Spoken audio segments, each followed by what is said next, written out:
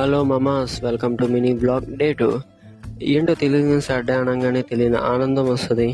అంతే బాధ Sunday night ఉంటుంది మండే కాలేజీకి వెళ్ళాలని. ఇంకా సరే అని నేను మా ఫ్రెండ్ చరణ్ క్లాస్కి రాగానే మా ఫ్రెండ్ నరేష్ నోట్స్ రాసుకొని కూర్చున్నాడు.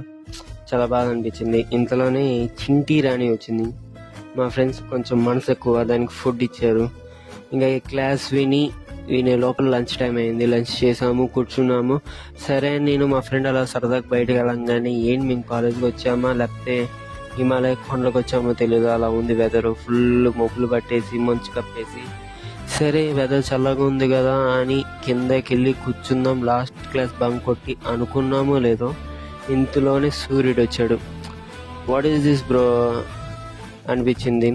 ఇంకా జూనియర్స్ కూడా కిందకు వస్తే వాళ్ళతో ముచ్చట్లు పెట్టాము అందరం.